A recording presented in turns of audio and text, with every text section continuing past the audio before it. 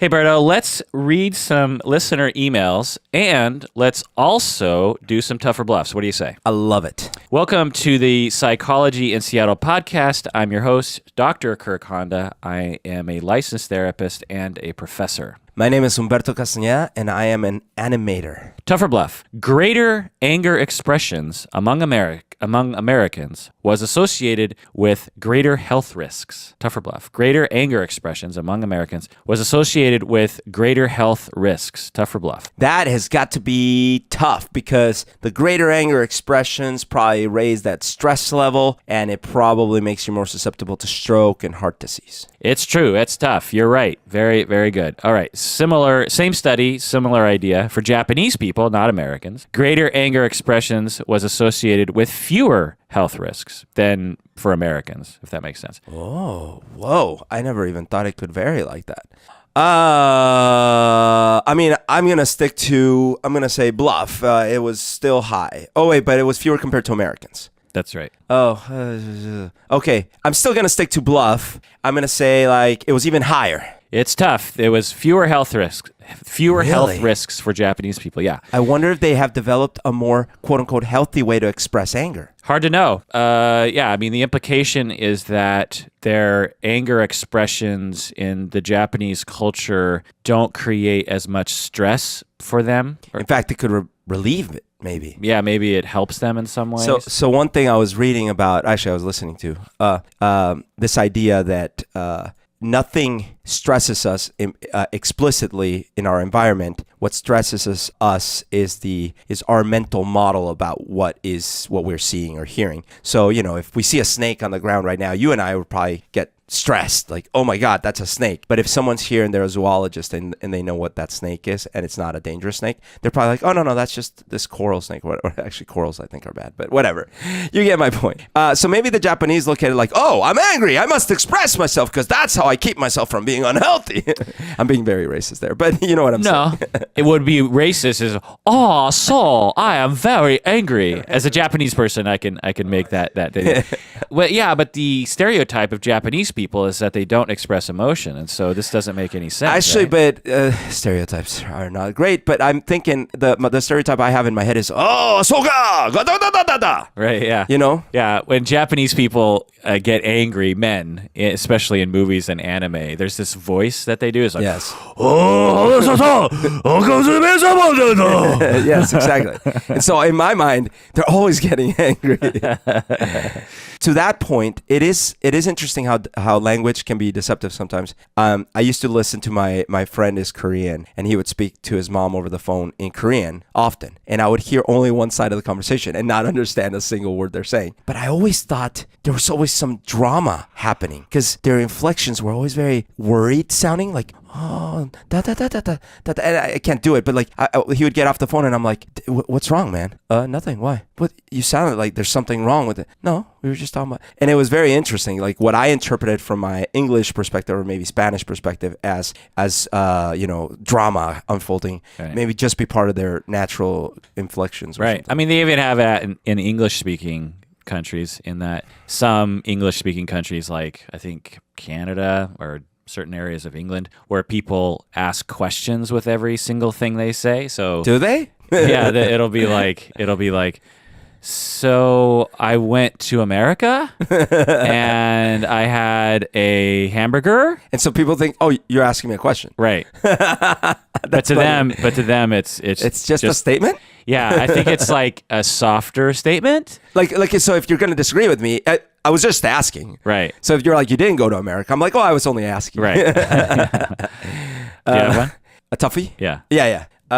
There are, through research of facial expressions around the world, these researchers came to the conclusion that there are three universal facial expressions that are tied to specific emotions: tough or bluff. Start over. Say it again. Doing research on facial expressions around the world, these researchers came to the conclusion there are three facial expressions that are universal and that are tied to these specific emotions. I see. Three universal, meaning that there's not two and not four. That's right. There are three.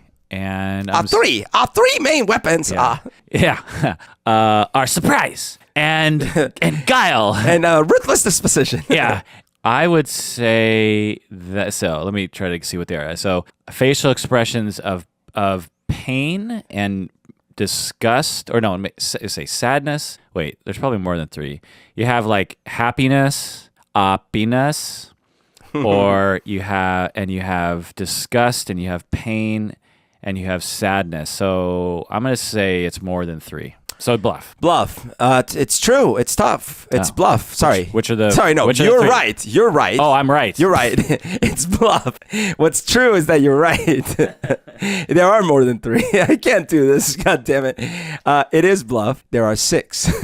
It was anger, fear, surprise, disgust, happiness, and pain, maybe? Yeah. Something like Yeah. that? Yeah. And, but they, there's 43 muscles or something in the face, and they can create, like 10,000 distinct facial expressions. So obviously, it's clear that there's lots of variance that isn't universal, right? But there are these core ones that seem to be, the same throughout cultures. Yeah, I had a client. I've had a number of clients from Eastern Africa, and there are people there that when they want to say how when we're listening we're like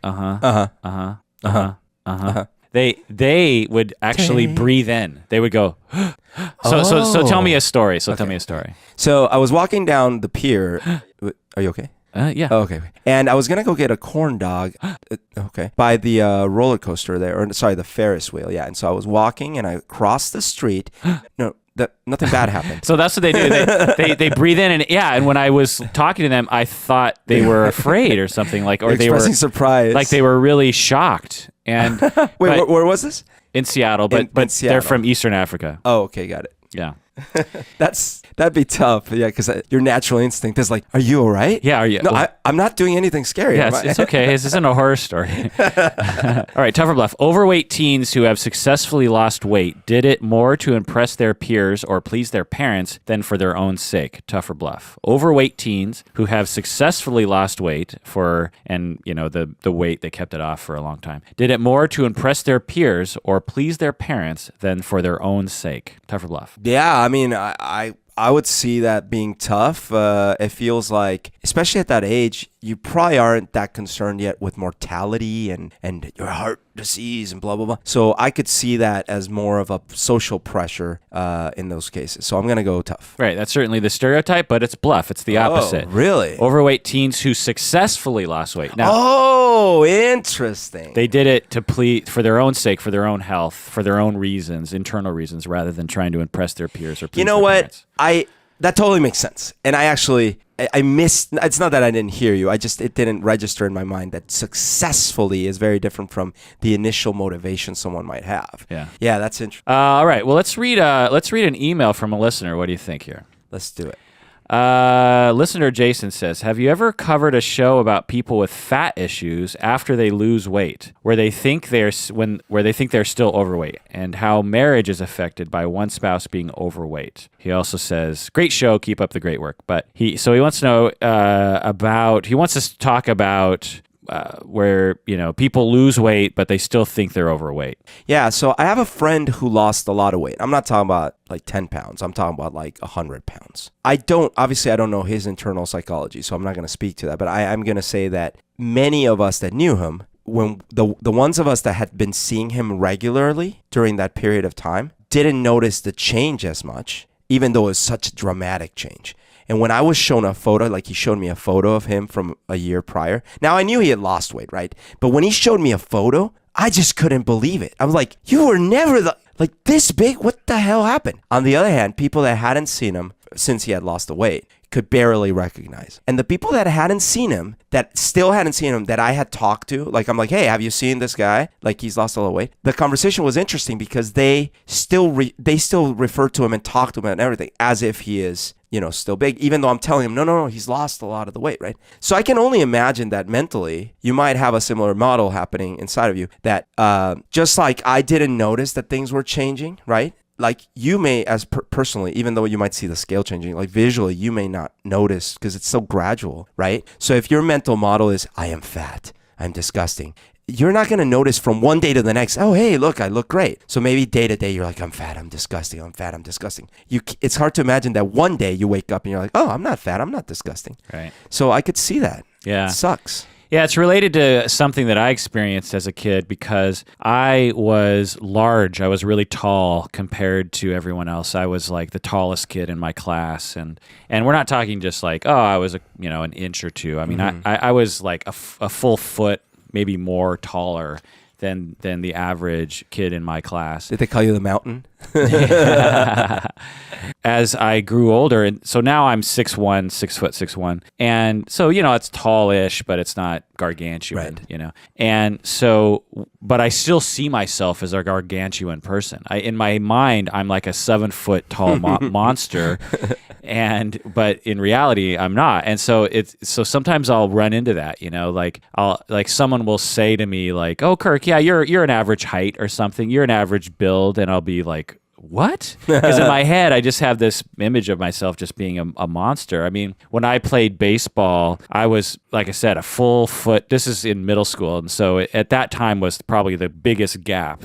When I was like 13, I looked like I was 20 years old. And some 13-year-olds looked like they were 7. Do you know what I mean? Wow, yeah, totally. And so when I got up to bat, the coach was always like, go back. He's going to hit it out of the park. And so it was a lot of pressure to like, oh man, to do really. Sucks. And when I played football, same thing. Like sure. the opposite coaches would always, number 40, take him down. Watch out for him, and so because a lot of sports are by age, not necessarily by how big you are, That's true. Oh, actually, we should talk about that at some point. Yeah, and so yeah, so today, like your friend, I still see myself as this giant, awkward monster when in reality, I'm just an average-sized monster. Awkward person. Well, it's funny you mentioned the thing about age, sports. Imagine if boxing was by age, right? Like, here's like a heavyweight, Mike Tyson, battling a little 120-pound, but they're the same age. Yeah, right. Like in wrestling, they don't do it by age. They do it by weight. Right. And so that's interesting that you had that. I have a question about it.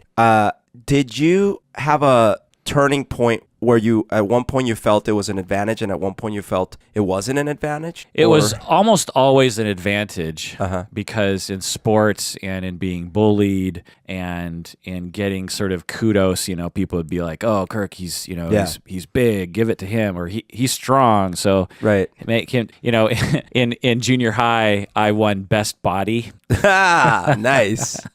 But the only reason I didn't work out is just because you're tall. Yeah, it's just because I look like a man. In 8th grade, I looked like a man, while a lot of the other kids looked like little babies. Like boys. And so I got best body. So there was someone like that in my class in Columbia. I had kind of the opposite, or I don't know, opposite. Like my journey in height, I started at the back of the line, like tall, because they would line us up in smallest at the front, tallest at the back of the line. We had to stand in lines in the morning in the field at school, and they would beat us. No, just kidding. They wouldn't beat us. It was just like to line up to go into classrooms. So I started off in the back of the line in the earlier grades. And every year I would get closer to that middle. I would inch my way forward to the middle of the line. Eventually I was dead smack in the middle of the line. But there was this guy who was in my class, so in our year. He was about a year older than the average age, or at least almost a year or whatever. But it doesn't matter. He looked 25. And he was starting to act too, so he was like getting a little bit of local notoriety and stuff. So of course he got a lot of attention, but I also imagine it must have been somewhat tough for him because he looked like an adult, and yet here he is like in 8th grade, 9th grade. Now, of course, yeah, sure, no one would bully him. No one would even think to be stupid enough to do that. And I'm sure he got attention, like plenty of attention from girls, although they might have been somewhat intimidated. But at the same time, like the teachers, I could tell, kind of treated him a little different, Huh. and not necessarily for good, because like, you kind of expect you're an adult, you better know this, you know. Right. So I don't know. It's a very fascinating thing being different than everyone else. Yeah, I can relate to some of those things. I'd say the downside was that I wasn't as coordinated as my smaller friends. My shorter friends were. I was always jealous of my shorter friends that were extremely coordinated, and they just seemed to move with grace the way that I just seemingly could not. And I don't know if being shorter would have helped me in that. But you know, that's so saying. It's like, oh, his brain hasn't caught up with his leg, the length of his arms and legs yet. Totally. So there was definitely a disadvantage there, and there was also just a disadvantage of just feeling like a monster. You know, I wasn't a normal person, and when you're in junior high, you want to be normal. Yeah, totally. And you don't want to stick out, and so I definitely wanted to be shorter, and I would kind of hunch over a little bit, you know, to just seem like to have a lesser profile, a smaller profile, and so. Once an episode, my cats try to kill each other, and this is that moment. Oh my gosh, there they go. Jesus, guys, it's not Mad Max Fury Road. Come on. No, I hear it's fantastic. Have you heard that the men in the men's movement are upset because there's too much Charlize Theron and not enough Hardy? I did. I guess I did see something briefly on the Facebook, but yeah, they're upset because it's an anti-man. I don't know if it's a spoof or what, but it wouldn't surprise me. Yeah, they're saying Mad Max Fury Road is anti-male. Well, yeah, because they're saying it's basically it's a hidden. It's like they felt duped into watching a feminist movie. Oh, I see. Okay. Yeah. Maybe it's like, see, men are gonna ruin the environment and kill us all. This whole binary thing about men and women just bothers me. It just bores me to death. You know, it's just like, come on, people. Can't you identify with a woman character in a movie? I mean, if she's doing some badass stuff and you're a man, just because she's a woman, you can't identify with her, and you can't revel and celebrate what she's doing. Not if she doesn't have a penis. God, it's just so dumb. They should have drawn a penis on her, and then everyone would have been fine. You know? Yeah. So I was gonna say that when I met you, I definitely had a very different perspective like before we got to know each other a little bit better, because you are a very like nice mannered man, you know, and like you don't come on like super strong to someone or something, and you seem very polite, and also when I met you, it was at a karaoke bar, and you were singing this song, and it was I forget which one it was, but it was a softer song, and you have a nice soft voice. So in my mind, the association was, oh, Kirk, he's such this nice, you know, soft, nice person. And one day you were telling me you played football, and I was like, what? Like, I just couldn't picture it. I'm like, you were a football player? That's weird. Yeah. Yep. Yeah. And you wrestled. Yeah, I wrestled. I played all sports except for hockey. But when I was growing, if you meet someone from my childhood, particularly in high school, and you ask about me, they'll say, "Oh, Kirk, the captain of the football team." That's what they know me for. It's crazy. Even though that wasn't really the way I saw myself, you know. You're not a stereotypical what I would see in the movie, for example, like that's the captain, that's the airhead, you know, like bully captain of the football team. Right, which I would like to dispel that stereotype. That's what movies show me. Right, the stereotype of a football player being stupid or you know, whatever that is just really not true. I mean, all sorts of guys like to play all sorts of sports. And, right. You know. All right, another email from listener Karina. She says, "Excellent job you're doing, guys. I've been listening to your podcast already for a couple months, and seriously, I've learned a lot. My name is Cora, and I am following a psychiatry residentship in Holland. Next January, I'll be done. Anyway, I think it would be nice, especially for you therapists, to listen to different techniques." Oh, so she wants me to talk about different techniques of therapy, and I would love to talk about that. I think I've done a few episodes on that, but absolutely, that's a podcast idea that I would love to tackle. But I can't do it right now. Like song therapy. Yeah. Another person asked me to provide the references for the different studies that I talk about, and I honor your request in a way, but I won't honor it in reality because it's too hard to fulfill. This podcast already takes me way too much time. I do a lot of prep. I have to set up all the microphones. I have to get all the Tougher Bluffs ready and all the emails ready. And then I have to edit everything and I have to post it. It's all me. And I have a regular job. And this provides me almost no money. By the way, you could rectify that by going to psychologyinseattle.com and donating. For every donation, we will annotate one reference. Yeah. So for those reasons, I don't spend the time to provide the references because that would add time. So I apologize for that, but do your own goddamn research, people. It's not my responsibility. All right, listener Jim says, love the podcast. I'm an avid listener as well as an LMFT, or licensed marriage and family therapist under supervision. I have been working with an agency that primarily works with low SES clients, or low socioeconomic status clients, several of which demonstrate what we call victim mentality. I would love to hear a podcast on how you have dealt with that and how new counselors can better deal with this type of behavior. Any thoughts, Berto? So to clarify, is this victim mentality as in someone who feels they're always being victimized in spite of reality, or is it someone who's actually being victimized and now has kind of trauma around that? Or is it both? Yeah. I just want to point out that I'm having major deja vu because Berto and I actually recorded a podcast in which we already read this email, but I lost the audio because my computer has problems. But if you donate, maybe I'll be able to buy a better computer. This is not how I remember it. And we completely lost the audio. And so a number of moments in this conversation, I'm like, oh my God, we're having the exact same conversation. It's really weird. But anyway, often what people mean by victim mentality, and I don't know if this is what listener Jim is referring to, but often what I hear among people in agencies is at agencies where they serve low socioeconomic status people, these are high-stressed families. They're often single parents. They're often single-parent mothers, and they're often on welfare, and they have, 3 or 4 kids, maybe by different fathers. There might be drug abuse history. The kids are not doing well in school, and there's a lot of stress. There's not a lot of support. There's maybe even health issues in the family, and the families will come in and, for various reasons, like the kid isn't doing well in school, or the kid is running away, or the kid's skipping school, or the kid is getting in fights at school, or the kid is, punched a teacher or something. And then they come into the agency and the mother will say to the therapist, please help me with my child.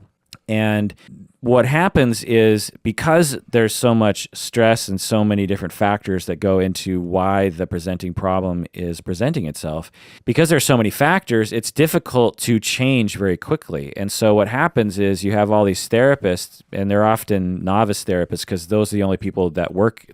In order to get someone to work for such low pay and such high stress, these are typically novice therapists. There are some therapists that have been working in the field for 20, 30 years and they work at an agency, but more typically it's starting out. When I started out my career, I worked at an agency such as this because I couldn't build a private practice very easily without experience, and I just didn't have the experience to get better jobs. It's the McDonald's of the profession. Exactly. That's a good way to put it.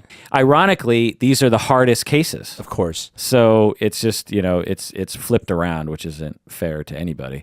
And the solution to this is that we need more tax dollars. That's the bottom line. We just need more funding, and we need to raise taxes. It's just the way that it is. If you want to have quality clinicians, you're going to have to pay them more, and da-da-da.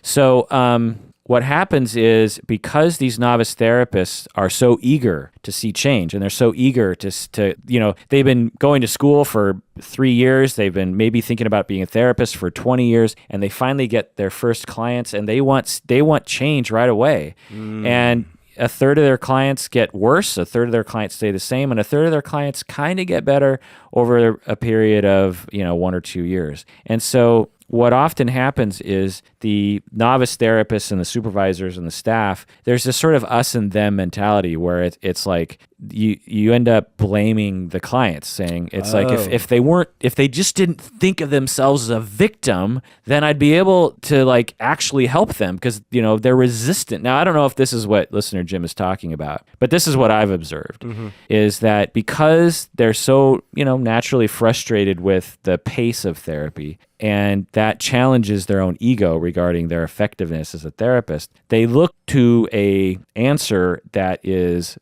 palatable, which is there's something wrong with the clients. And okay, well, what's wrong with the clients? Well, they have a victim mentality, and they can't get over the thought that they should be in a victim space, and therefore they can't be helped by me, even though I'm an awesome therapist. I see. So I was thinking, because that makes sense as one of the manifestations. I was kind of relating it back to the environment I was growing up in when I was younger in Colombia. As I've mentioned before, it's very violent. It's very tumultuous. There's lots of poverty, and even what we called the middle class of the country, it was really not middle class as we would think of it. It was like what we would call here like the poor. So in reality, there wasn't really a middle class. And so what happens is, in order to just survive, I think a lot of people kind of cling to, I'm going to sound like Obama now. They kind of cling to religion, sports, beauty pageants, things like this, right? That's what Obama said? Well, he said when things get rough, people cling to religion and guns, right? And he got in trouble for saying that. Was that recent? No, it's a while ago. Oh. Yeah.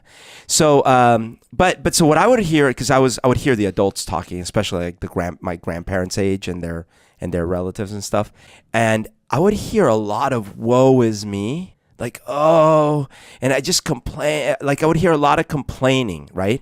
But it was almost because there was really nothing they could do about anything. Like that's kind of the sense I get now. And so it almost was like that valve, that steam valve, like letting off steam. And because the only thing they could do was like, yep, and then this happened, and oh man. And it felt like they did like take on this role of like they're just victims and there's nothing they can do about it. But in some ways, I think it's because there wasn't much they could do about it. Mm-hmm. So it's kind of an interesting way to be. Yeah. If I had a client, and I have, that seems to exhibit what we might call a victim mentality, or the way you're depicting it. Mm-hmm. What I would do is I have two different approaches. Mm-hmm. One is that they have had a lot of stress in their life, and therefore they need someone to listen to them. If someone is complaining a lot and it seems bothersome to you, it might be because no one's listened to them complain yet. They haven't received any support in their life. And so that would be the first thing I think. It was like, oh, okay, well, I need to spend a lot of time in therapy listening to them complain, because, we all need someone to listen to us complain. Right. And it's one of the things I tell my supervisees. I say, if you don't have someone to complain to every day, then you're going to suffer. You need to have someone that will listen to you complain and vent for an hour or half an hour every day. This is not something you do once a week. Wow. Because being a therapist is very stressful. You need someone to listen to you. Huh. And so that makes a lot of sense. You're listening to so much stress coming your way. Yeah. And in order to be open to that, you need to be, supported yourself. So that would be the first thought. The other thought I would have is, well, they've learned, there's such a thing called learned helplessness, and it's in social psychology and in psychology, and it's a real studied thing. The idea is that if you grew up in a world in which you were basically helpless, then you don't have this notion that you can help yourself, because history has shown that you can't. That life will just happen at you and there's nothing you can do about it. So as a therapist, how do I help someone to feel as though they have agency? And how do I help them to enact that agency? How do you get someone to feel their power? And the way that generally it's done, and I guess in response to the other email about talking about theory, I'll talk about solution-focused therapy, just as an idea. And there's also narrative. But let's role play it. So role play a victim mentality person. Okay. You know, And you're a male, and I'm stuck in my job, and I have this situation every day. My coworker's always yelling at me. yeah. You know, and what I do is I'm an animator, and I have this coworker who also animates, and he's always yelling at me, and he's always blaming me for things going wrong, the animation's not getting done in time, and every day, and then my boss thinks it's my fault too, So and everyone's just mad at me. So it feels as though it's a helpless situation. Yeah, and I can't leave this job. You know, I need the money. Yeah. So you feel kind of trapped. Yeah. Yeah. Well, let me ask you. So in general, you often feel that way. You often feel helpless. You often feel like there's nothing you can do. But tell me about a time when you were able to have some hope, or when you were able to affect change. Well, when I first came to this job, I had actually left another bad situation, and I felt really proud of myself that I left, but that was different. You know, that was it's different. So I was younger then. So tell me about that. So you left a job because you wanted to improve your life. Is that what you're saying? Yeah, and I was younger, so I had less to lose. So you had less to lose. What did you do at that time? When what was your mentality, and what did you do to improve your life? Well, basically, I was actually realizing that I was getting a little bit of a health issue happening with, my bowels. You know, I was getting a little bit of irritable bowels because of the stress level. And so I decided that I needed a change, and I kind of felt like, you know what, no job is worth my health in this case, and I have nothing to lose here, and so I'm just gonna go quit, and then I'll find something else. I see. Yeah. So in that moment, you thought, you know what, I have a health problem. Yeah. And this job is making it worse. Is that what you're saying? And I don't like this job. I want to make my life better. Yeah. And you must have had hope in that moment. Otherwise, you wouldn't have done anything, right? Yeah, although it was kind of like, you know what?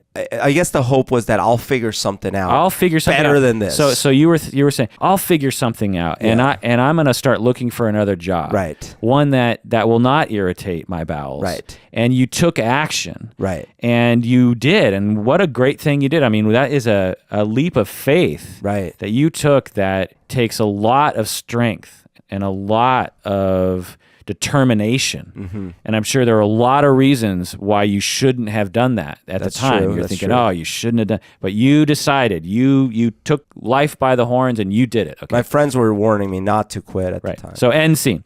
So you notice that, so in solution-focused therapy, what I did there, and everything I said was genuine. It's not a manipulation. That's the idea. Is like, you're not trying to manipulate the client. You're just asking in a particular area. Mm-hmm. So the first thing I did was you ask for exceptions. Mm-hmm. So someone comes in and they have a problem, and they say, my life sucks, and I can't do anything. Right. And life is hopeless, and I'll never amount to anything. And so the first question I asked was to ask for an exception to that. Mm-hmm. So generally, and I language it in a certain way. Instead of saying always life is hopeless, I said generally. I inserted that language to introduce the idea. This is a brief therapy. This is a Milton Erickson thing. This is, and so I dropped that word in generally. You didn't say generally. Right. You said always. Right. But I know that's not possible, that it's always that bad. It can't always be that way. So I said generally, so I'm valuing what you're saying, but I'm wording it differently. It's also a narrative therapy thing. I'm changing the narrative. Generally speaking. And then I said, so tell me a time when it wasn't that. Right. And then, you were an easy client. You easily came up with something. Other clients might have a harder time getting to an exception to the rule. But we got to that exception, and then I highlighted it. And I noticed you were trying to bring it down again. You were like, well, yeah, it was probably a bad show. But I kept kind of avoiding those negative statements and kept you in the zone of what you were doing well. And then we expanded it, and then I complimented you on all the strengths that, undoubtedly must have played a part in your ability to change things for yourself, all with the idea of look at how you can change your life, and look at what you did, and look at how you solved your problem. So instead of me as a therapist saying to you, you need to stop having a victim mentality. You need to be more strong. You need to have hope. I never said anything like that.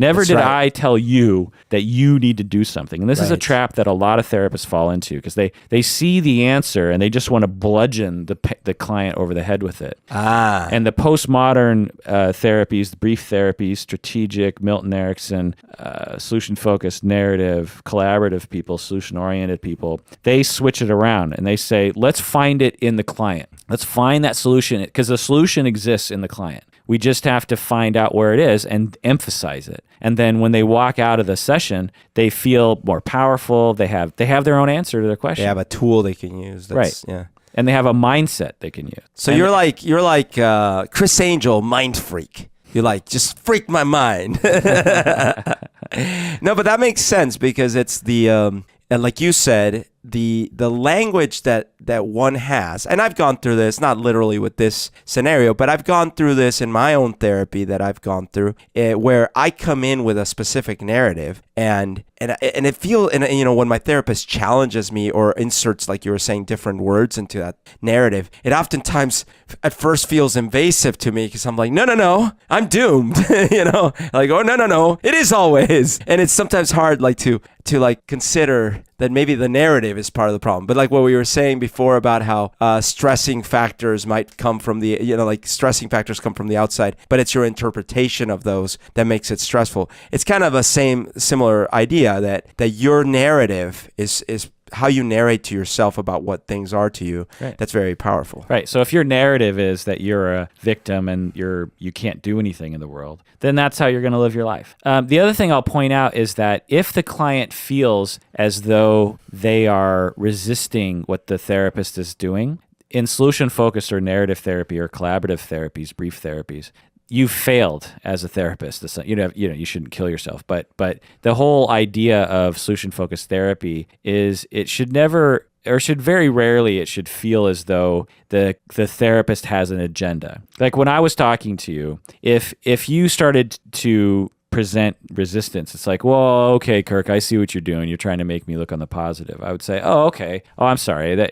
Maybe I was, you know. So because the solution-focused, postmodern, collaborative folks are so pure collaborative that you would never, as a therapist, try to make the client do something.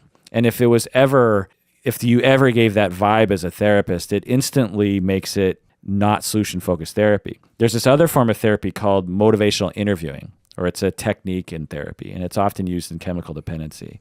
And the motivational interviewing people do pretty much the exact same thing that solution-focused people do, but motivational interviewing people, they know the answer to the question. So solution-focused people, they don't know. So you would have to say, I have a problem with my ability to get things done. And then I would say, would you like to work on that? And then we'd say, okay. And then we'd move forward. You wouldn't form a theory about what you think is wrong with Right, exactly. And what they call postmodern or collaborative therapies, they tend to have the therapist derive at times the problem, you know. It was the mother's nipple that he didn't get enough of. That's right. That's your Austrian accent. That's my Austrian accent. Yeah. Whereas collaborative therapies, they would never do that. Whereas motivational interviewing, they do. So in chemical dependency, often the chemical dependency counselor, they know that the client needs to stop using heroin, for instance. They know. Okay, got it. They know Right. If the client said after 10 sessions, I'm cool with using heroin. I'll just keep it at a certain level and I'll make sure I'm safe. Chemical dependency people would never say, oh, that's fine if that's what you want to do. Right. But they will use motivational interviewing in a solution-focused way. I'll role play motivational interviewing. You use heroin every day, and you don't want to be in session with me. And you just sat down. But we've had a couple sessions, so we're not completely. So how's it going? Fine. I've actually been better than I felt in a long time. Oh, good. Yeah. And your heroin use, how's that going? So I kind of found like a happy medium, to be honest. Okay. Yeah, I kind of figured that I don't like quitting altogether. What happens is I just get too stressed for that. I actually kind of feel sick. And we obviously know that I just can't keep doing it the way I was doing it. But so like I'm kind of keeping it on like this nice balance. Okay. So you're finding balance and you're able to reduce some of the negative effects that you had in the past. And you're happy about that. Totally. I'm feeling great. Right. But you also said, did I catch that? You also said that there are still some bad things. Is that what you said? Well, I mean, like everyone's got bad times and stuff like that, but I'm just saying, like, I'm having, like, people aren't finding me, like, passed out in the bathroom, like, Great. and I feel good, Yeah. Well, that's quite a success. It's hard to do, and you've really, pushed yourself hard to reduce your use, and you've found a lot of success. That's great. Good for you. Sweet. Yeah. Okay, I'm not very good at motivational interviewing, so where do we go from here? Let me think. So if there were negative effects to your current level of use, what would they be? If there were?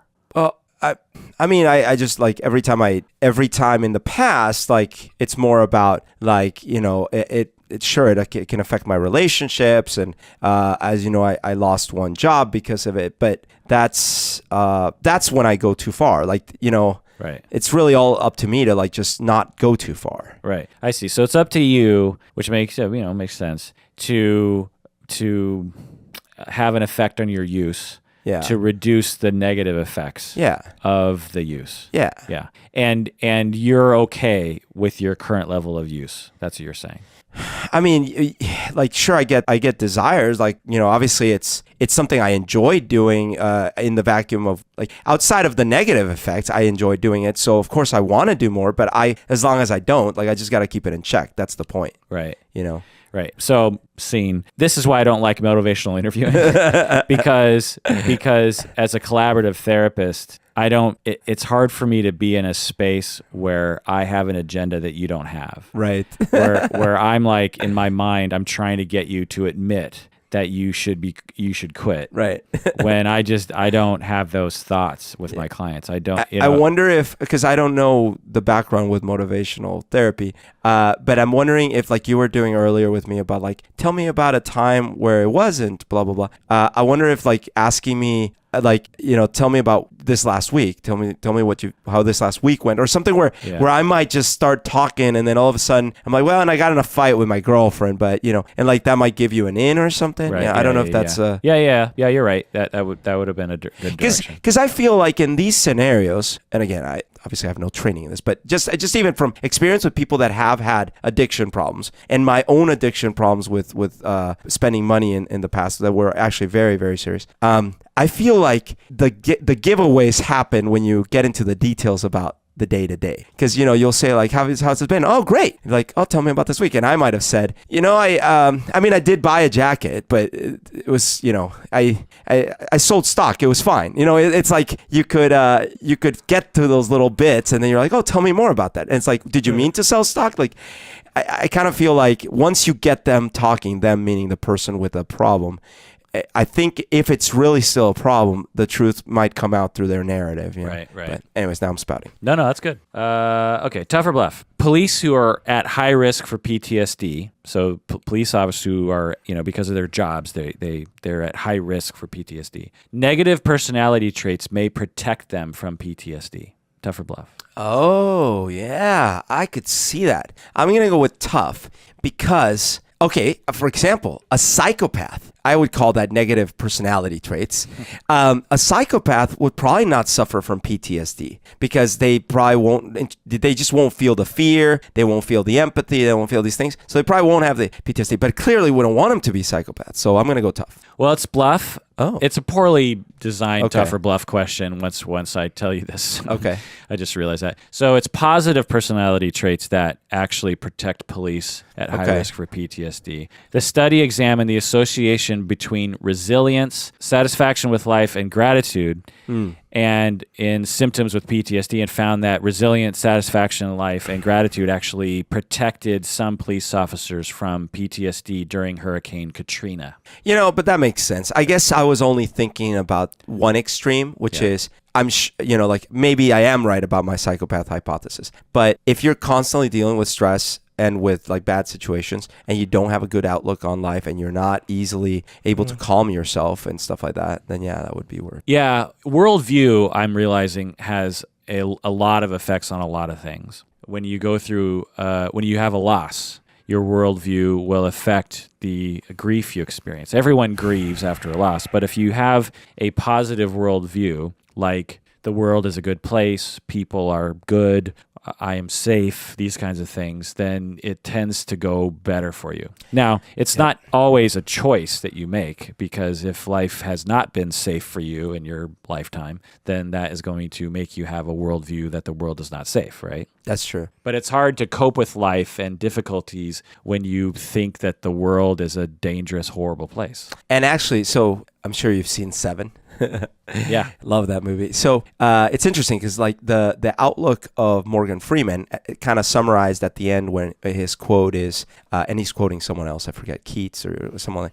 He's saying, the world is a vampire? The world is a vampire. No, it's something like the world is a terrible place or a horrible place and worth fighting for. I'm totally butchering the quote, but the idea was his perspective on life was, hey, I'm aware that reality is really ugly and there's all this ugliness in the world, but I still feel that it's important to live and fight, right? And so it's kind of like that's his way of protecting himself, and that kind of keeps him protected from all that horribleness that he witnesses. Brad Pitt's character is way more vulnerable, in my opinion, because he seemed to have this worldview that like nothing can really touch him, like things are good. And this seemed like his first really bad case that he had to deal with. And he was trying to like just rush through it and stuff like this. So that big upset at the end is probably going to shock his worldview to the core. And he might have a harder time adapting from that. Whereas I feel like Morgan Freeman's going to keep on carrying on. Which, so that's my movie analysis of worldview.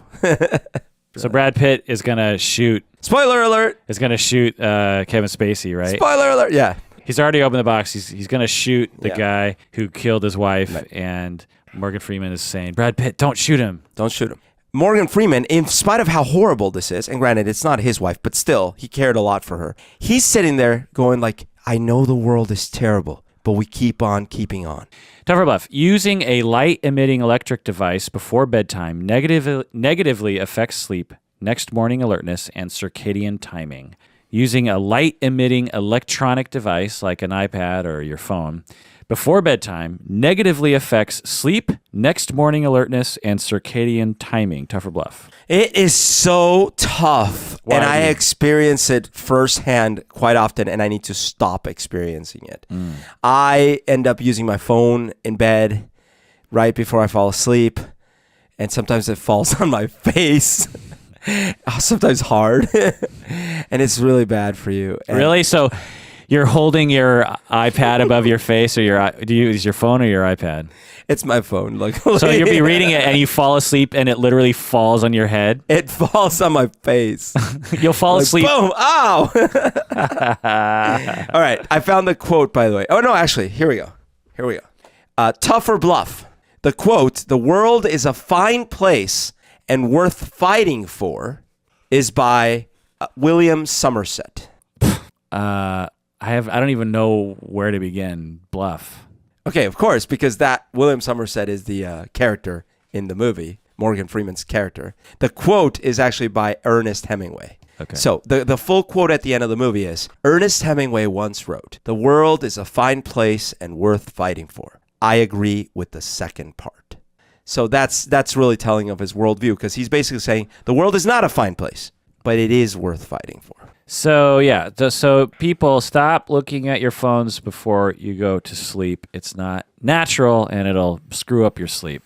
I've done it myself, and I don't think it's going to necessarily screw up your sleep, but it's probably not a good idea. And if you're having trouble with your sleep, then this is one area that you might be able to affect change. Yeah. Well, I had trouble with my sleep last night, and I used my phone right before I fell. Well, did you have trouble falling asleep? No, not that. I had trouble in that when I woke up in the morning, I was a mess. Like you didn't feel. I didn't want to get up. I had gotten enough sleep. I didn't want to get up. I felt really like not awake and alert. It took me a while to blah blah blah blah. Huh. And I didn't feel that soreness in my throat that I sometimes feel when I've been snoring, which could be So I was like, So then I'm like, damn it, maybe it's because I was on my phone.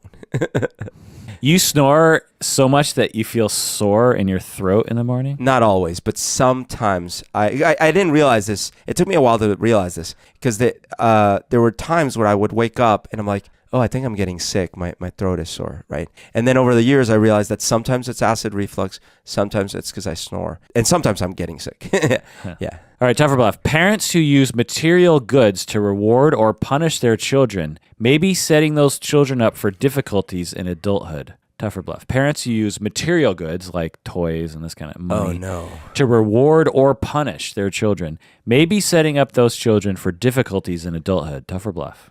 Oh my God. Bluff. Because, oh no, I know it's tough. Come on. Tough because it doesn't give them an inner sense of an inner reward system of like the journey is the destination kind of thing. And instead it makes everything about what they're going to get out of it. And so tough. Yeah, tough. The researchers found that when parents rewarded children with gifts for accomplishing something or to show affection, or punish children by taking away something, the children were more likely as adults to believe that success in life is defined by possessing material goods or that acquiring certain products will make them more attractive. You can relate to this because you were talking about how your family would buy your love with stuff and then you became addicted to material things. Totally. I mean, it's kind of incredible how these things get connected, but they do. Hey, congratulations on that test. Here's your $10, right? But you do it once, maybe it's fine, but you do it repeatedly in many different ways. And then, yeah, you're right. Then later you're like, I'm worthless because I didn't make enough money this year or whatever other problem. Yeah, because I talk to a lot of parents as a family therapist, and when I bring up this point, they'll say, so what am I supposed to do? I mean, it's the only thing that works. When I want them to do something, I have to use an incentive, and when they do something bad, the only thing that works is when I take away something.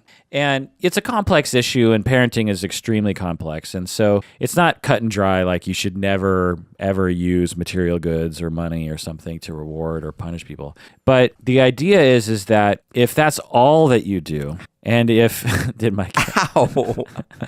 I got attacked by the cat. My hand got Yeah. Did it draw blood? No. Okay. My cat, on the other hand, last night jumped up on my foot, bit and scratched with both claws. I had 3 Band-Aids on my foot. It was ridiculous. I was so pissed. Anyways, sorry.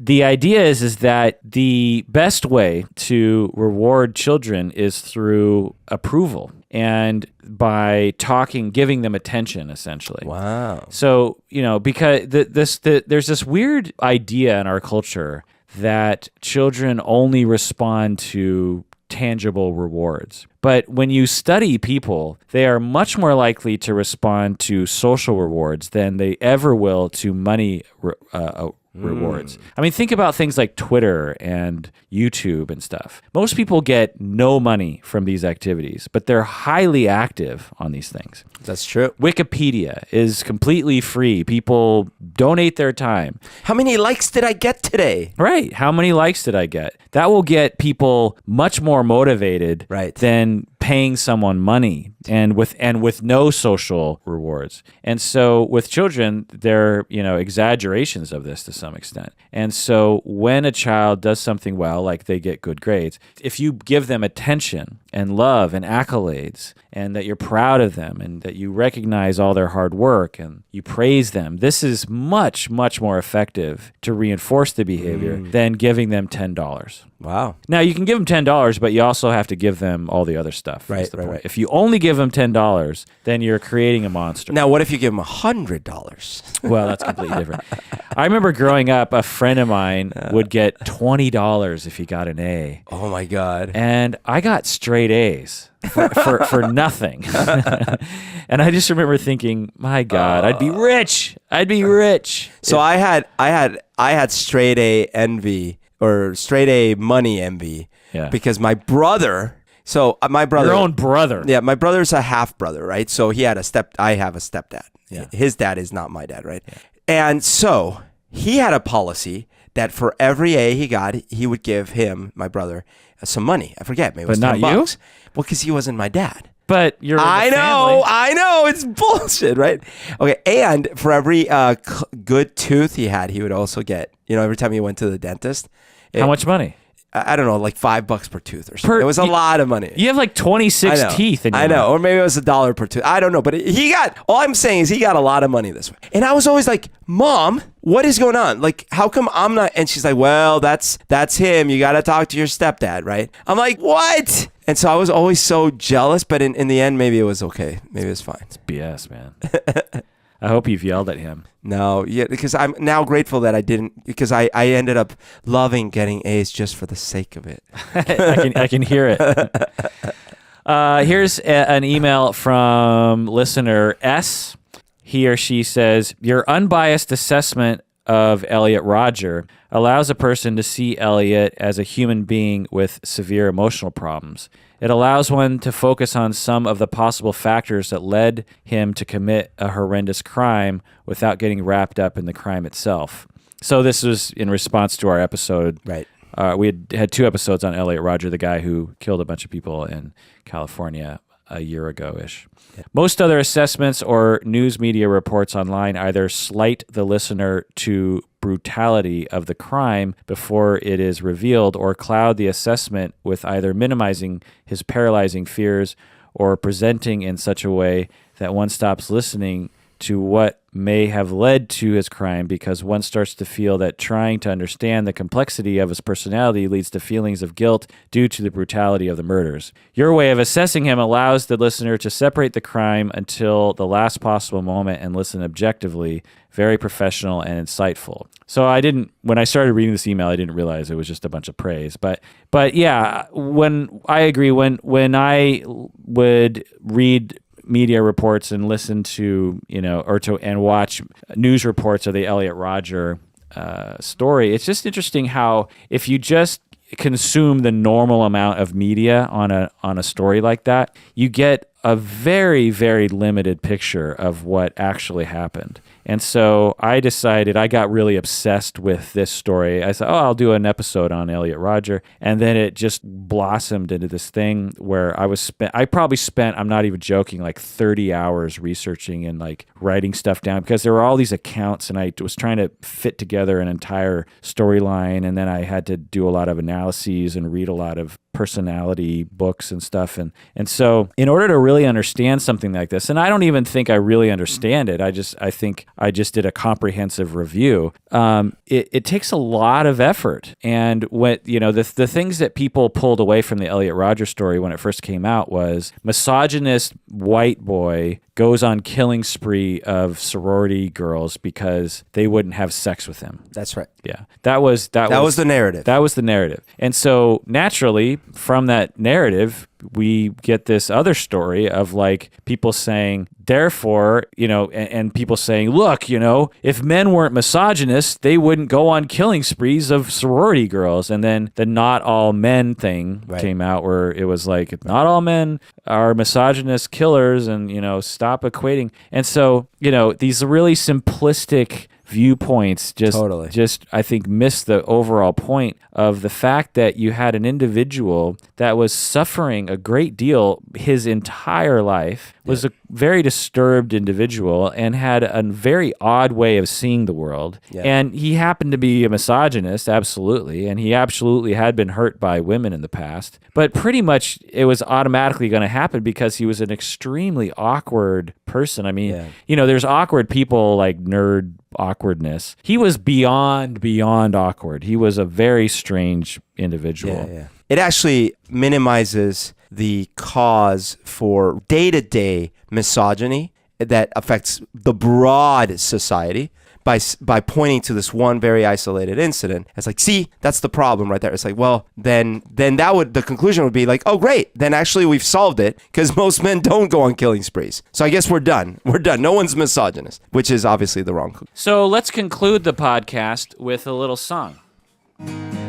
You and me, Sunday driving, not arriving, on our way back home. On our way home, we're on our way home, we're going home. All right, that does it for another episode of Psychology in Seattle. Thanks for joining us. And please take care of yourself because you deserve it. And if you have someone that you can go down the road together and burning matches together, then you should do that. Yeah, that would be very beautiful. Your